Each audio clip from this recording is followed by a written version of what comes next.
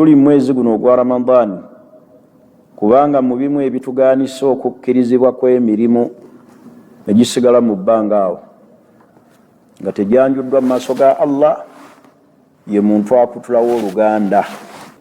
Omusiraamu bulijjo ne bw'olibeera mu nsi muno ng'olina ssente, omusiraamu azitowa ebintu bibiri.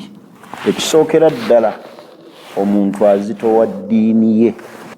Obuzito bw'olina mu dduniya muno ozitowa ddiini yo.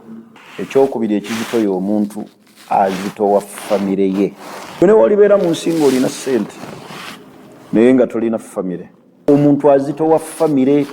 Allah ne bw'akujjulula bw'ati oli ku kyeyo, Allah akujjuludde, basooka kubuuza ba famire. Oluganda muleme kulujjukira nga mumaze kufuna bizibu. Lw'otalina futaali lw'oyagala okubire ku mukulu wo, lw'otalina ddaaku lw'oyagala onoonye ku ba famire. Naye ennaku ezisigadde obanoonya. Bwe babeera n'emikolo egy'eddiini egibagatta obeerawo.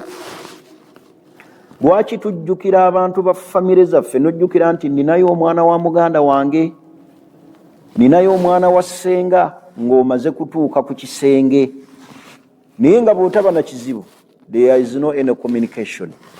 Tulina famire, WhatsApp group za famire. Contribution yo eri mu mukutu gwa famire eyimiridde etya?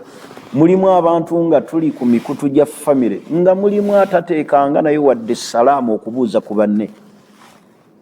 Taddamu yaali awo ne famire eyinza n'okulowooza nti taliyo. Ne banne ne babeera nga balina ekizibu nti bannaye ssenga yalwadde, baaba gundi yalwadde, talina ene contribution kebeere salaamu. Naye ate gwe bw'omala okufuna ekizibu n'oyagala bakisheyalinge ku mikutu gya famire yo nga gundi bwe yagudde ku kizibu.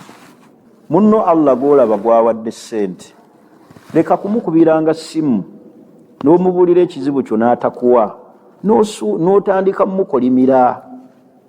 Abantu balina ebizibu, si ggwe wekka alina ekizibu olw'okuba okubye essimu. Muganda wo bw'abanga takuwadde tovangawo ng'omukolimidde. Naye muganda n'omukubira essimu n'omubuulira ekizibu, oba ali eyo ku bwakadaama, munnaye ennyamba erere nanga munnaye sirinaawo, oyo n'omubulookinga n'osigala ng'oyogera.